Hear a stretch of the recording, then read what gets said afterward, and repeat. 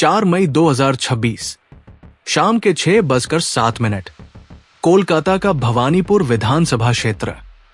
एक महिला अपने घर की टीवी स्क्रीन की तरफ देख रही है। स्क्रीन पर इलेक्शन कमीशन की वेबसाइट खुली है। नंबर आ रहे हैं और वो नंबर उसकी जिंदगी को तहस नहस कर रहे हैं। 15,105। यही वो अंतर था। 15,105 वोटों से वो महिला पश्चिम बंगाल की मुख्यमंत्री थी। 15 साल से 3 बार सत्ता में आई थी। दुनिया के सबसे लंबे वामपंथी शासन को उखाड़ फेंका था। खुद को दीदी कहलवाने वाली ममता बनर्जी, और आज अपनी ही सीट पर अपने ही घर में वो हार गई थी।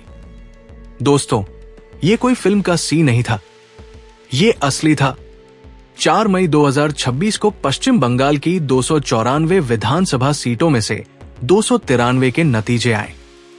बीजेपी ने 207 सीटें जीती थी। टीएमसी सिमटकर 80 सीटों पर आ गई थी। लेकिन असली सवाल ये नहीं है कि ममता हारी। असली सवाल यह है, वो हारी क्यों?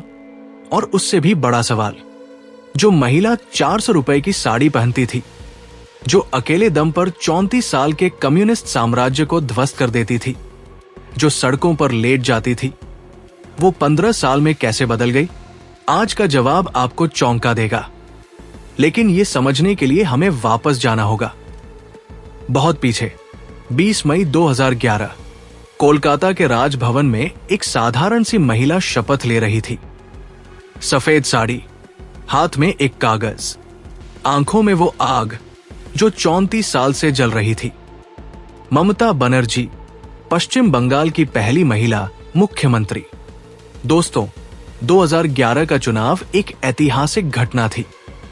टीएमसी गठबंधन ने 227 सीटें जीती थी। लेफ्ट फ्रंट, जो 1977 से बंगाल पर राज कर रही थी, 34 साल, वो मात्र 62 सीटों पर सिमट गई। ये दुनिया की सबसे लंबे समय तक चलने वाली लोकतांत्रिक कम्युनिस्ट सरकार का अंत था। और ये एक अकेली महिला की जीत थी। ममता की कहानी आसान नहीं थी। वो 1975 में राजनीति में आई थी। कांग्रेस से शुरुआत, फिर अकेले टीएमसी बनाया 1998 में। 1993 में जब उनके समर्थकों पर गोलियां चली, उन्होंने झुकना नहीं सीखा। सिंगूर में धरने पर बैठीं, नंदीग्राम में आंदोलन किया। जनता ने उन्हें दीदी कहा, बहन। और 2011 में बहन ने बंगाल की सत्ता संभाली। लेकिन दोस्तों, इतिहास में एक बात बार बार होती है, जो लोग सत्ता के लिए लड़ते हैं, वो अक्सर सत्ता पाने के बाद खुद वही बन जाते हैं जिनसे लड़े थे। 2011 से 2026, 15 साल। बाहर से देखने पर टीएमसी का शासन मजबूत दिखता था। 2016 में फिर जीती। 2021 में जब पूरा देश सोच रहा था बीजेपी आएगी, ममता ने 213 सीटें जीती थी। लेकिन भीतर से एक सड़ांध शुरू हो चुकी थी। पहला घाव, सरदा घोटाला। अप्रैल 2013, सरदा ग्रुप नाम की एक कंपनी ने कथित रूप से 1.7 करोड़ से ज्यादा जमाकर्ताओं का पैसा डुबो दिया। कुल नुकसान अनुमान के अनुसार 30,000 करोड़ रुपए से ज्यादा। ये एक पोंजी स्कीम थी और इसकी जड़ें कथित रूप से राजनीति तक जाती थी। सीबीआई की जांच में टीएमसी के कई नेताओं के नाम आए। पार्टी के सांसद गिरफ्तार हुए। दोस्तों, आप सोचिए, एक गरीब बंगाली परिवार ने अपनी पूरी बचत इस कंपनी में लगाई थी। सपना था बेटे की पढ़ाई, बेटी की शादी, और एक झटके में सब कुछ खत्म। दूसरा घाव, नारदा स्टिंग ऑपरेशन। 2014 में पत्रकार मैथ्यू सैमुएल ने एक स्टिंग ऑपरेशन किया। एक काल्पनिक कंपनी बनाई, नकली आधार कार्ड बनवाया और कैमरा के सामने टीएमसी के कई वरिष्ठ नेताओं और एक आईपीएस अधिकारी को कथित रूप से रिश्वत लेते हुए रिकॉर्ड किया। 2016 के चुनाव से पहले ये फुटेज सामने आई, लेकिन ममता जीत गई। तीसरा और सबसे बड़ा घाव था एसएससी टीचर स्कैम। दोस्तों, ये घाव बंगाल के भविष्य पर लगा था। 23 जुलाई 2022 एनफोर्समेंट डायरेक्टोरेट ने एजुकेशन मिनिस्टर पार्था चटर्जी को गिरफ्तार किया। उनकी करीबी सहयोगी अर्पिता मुखर्जी के 2 घरों पर छापे पड़े। एक दक्षिण पश्चिम कोलकाता के घर में 21 करोड़ रुपए नकद बरामद हुए। 21 करोड़ रुपए नकद। ये टीचर रिक्रूटमेंट स्कैम था। स्कूल सर्विस कमीशन के जरिए हजारों अयोग्य उम्मीदवारों को पैसे लेकर नौकरी दी गई थी।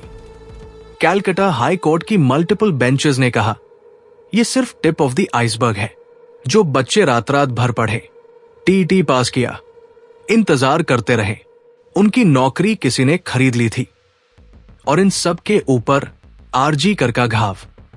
9 अगस्त 2024 कोलकाता के आरजी कर मेडिकल कॉलेज में एक 31 साल की महिला डॉक्टर के साथ दुष्कर्म किया गया और उसकी हत्या कर दी गई। हॉस्पिटल के सेमिनार रूम में वो ड्यूटी पर थी। जब प्रोटेस्ट शुरू हुए तो आरोप लगे कि हॉस्पिटल परिसर में देर रात एक भीड़ ने तोड़फोड़ की। जांच में सामने आया कि कॉलेज के तत्कालीन प्रिंसिपल संदीप घोष को सीबीआई ने एविडेंस टैंपरिंग और फाइनेंशियल फ्रॉड के आरोप में गिरफ्तार किया। सुप्रीम कोर्ट ने सुओ मोटो कॉग्निजेंस लिया। देश भर के डॉक्टर्स ने हड़ताल की। ऑस्ट्रेलिया, यूके, कनाडा, जर्मनी तक प्रोटेस्ट हुए। ये कोई लोकल क्राइम नहीं था। ये बंगाल के गवर्नेंस फेलियर का एक नेशनल सिंबल बन गया था। दोस्तों, अब एक सवाल पूछिए खुद से। 2021 में ममता 213 सीटें जीती थी। 2026 में टीएमसी 80 सीटों पर सिमट गई। ये अंतर 133 सीटों का सिर्फ एक इलेक्शन में कैसे आया? क्योंकि जनता का धैर्य टूट रहा था। कट मनी, ये शब्द बंगाल में आम हो गया था। सरकारी योजना का पैसा मिला, उसमें से पार्टी कार्यकर्ता का कट जाएगा। राशन मिला, कट। मकान बना, कट। ये सिस्टम इतना नॉर्मलाइज्ड हो गया था कि 2019 में खुद ममता को अपने कार्यकर्ताओं को सार्वजनिक रूप से चेतावनी देनी पड़ी। लेकिन चेतावनी से सिस्टम नहीं बदला। और फिर 2021 के बाद पोस्ट पोल वायलेंस की खबरें आई। ऑपोजिशन वर्कर्स पर हमलों के आरोप लगे। हाई कोर्ट ने कई मामलों में सीबीआई जांच का आदेश दिया। ममता का जवाब था, ये सब साजिश है, केंद्र सरकार मेरे खिलाफ है। और एक समय ये जवाब काफी था। लेकिन 2024 के लोकसभा इलेक्शंस में एक संकेत आ गया था। भवानीपुर, ममता का अपना घर, अपनी सीट। 2021 के बाईपोल में 58,832 वोटों से जीती थी। 2024 लोकसभा में उसी क्षेत्र में टीएमसी की लीड सिकुड़कर सिर्फ 8,297 वोट्स रह गई थी। जमीन खिसक रही थी। लेकिन शायद ममता ने देखा नहीं या देखना नहीं चाहा। 2026 का चुनाव कई कारणों से अलग था। पहली बड़ी बात, इलेक्टोरल रोल रिवीजन। 2025 से 26 में इलेक्शन कमीशन ने वेस्ट बंगाल में स्पेशल इंटेंसिव रिवीजन कराई। करीब 90 लाख वोटर्स के नाम रोल से हटाए गए। टीएमसी ने इसे अपने वोटर्स के खिलाफ षड्यंत्र बताया। सुप्रीम कोर्ट ने कई बार हस्तक्षेप किया, लेकिन प्रोसेस चलती रही। इस पर बहस जारी रही कि कितने जेन्युइन वोटर्स थे, कितने बोगस एंट्रीज। ये प्रश्न आज भी विवादित है। लेकिन एक दूसरी बात थी जो विवादित नहीं थी। बंगाल की जनता थकी हुई थी। 2011 में ममता लाई थी परिवर्तन, यानी बदलाव। 2026 तक जनता को दूसरा बदलाव चाहिए था। वोटर टर्नआउट देखिए, 92.93%, वेस्ट बंगाल के इतिहास में सबसे ज्यादा। जब इतने लोग वोट करने निकलते हैं तो कुछ न कुछ बदलना होता है, और जो बदला वो अनप्रेसिडेंटेड था। बीजेपी ने 207 सीटें जीती। पहली बार बंगाल में, पहली बार कोई राइट विंग पार्टी 1937 के बाद से स्टेट असेंबली इलेक्शंस जीत रही थी। 4 मई 2026, सुवेंदु अधिकारी, वही सुवेंदु जो कभी ममता का सबसे करीबी लेफ्टिनेंट था, जो 2020 में टीएमसी छोड़ बीजेपी में गया, जिसने 2021 में नंदीग्राम से ममता को 1000 956 वोटों से हराया था। उसी सुवेंदु ने 2026 में भवानीपुर से ममता को उनके घर में 15,105 वोटों से हराया। दोस्तों, ये कोई कोइंसिडेंस नहीं था। जो आदमी ममता के सबसे करीब था, उसी ने उन्हें 2 बार हराया। पहले उनकी नॉमिनेटेड सीट से, फिर उनके घर की सीट से। जैसे कहते हैं, घर का भेदी लंका ढाए। 4 मई 2026 की रात बीजेपी सपोर्टर्स भवानीपुर के एक्साइड क्रॉसिंग पर जमा थे।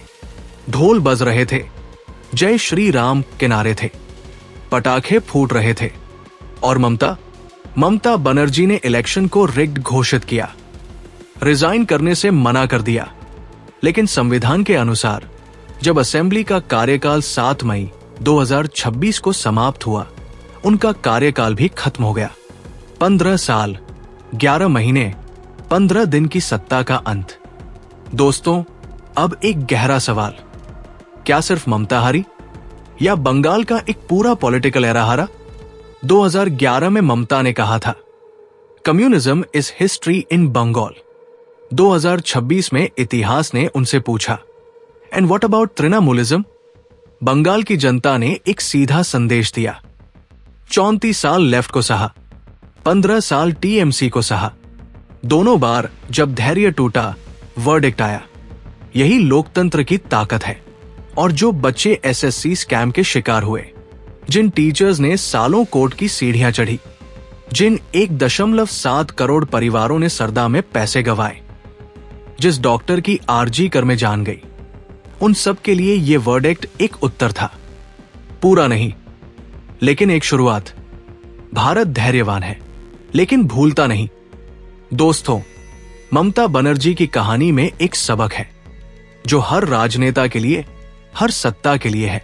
जो लोग सत्ता के लिए जनता की आवाज बनते हैं, उन्हें याद रखना होता है कि जनता की आवाज हमेशा ऊपर होती है। ममता 1993 में राइटर्स बिल्डिंग के सामने खड़ी थी। उन्होंने कसम खाई थी, इस इमारत में तभी दाखिल होंगी जब मुख्यमंत्री बनूंगी। 2011 में वो मुख्यमंत्री बनकर दाखिल हुई और 2026 में उसी जनता ने उन्हें बाहर कर दिया, जिसने उन्हें अंदर भेजा था। यही लोकतंत्र है, यही भारत है। इतिहास दोहराता है, कभी कभी इसीलिए ताकि हम सबक लें। और अब एक सवाल आपसे, क्या आप मानते हैं कि बंगाल की जनता का यह फैसला सही था, या इस इलेक्शन में कुछ और भी हुआ जो हमें जानना चाहिए? नीचे कमेंट करिए, अपना जवाब दीजिए। अगर ये डॉक्यूमेंट्री आपको अच्छी लगी तो लाइक करिए, अपने दोस्तों को शेयर करिए और चैनल को सब्सक्राइब करिए, क्योंकि ऐसी ही और हिडन स्टोरीज हम आपके सामने लाते रहेंगे। भारत के इतिहास की हर परत में एक सच छुपा है, हम वो सच आपके सामने लाएंगे। जय हिंद।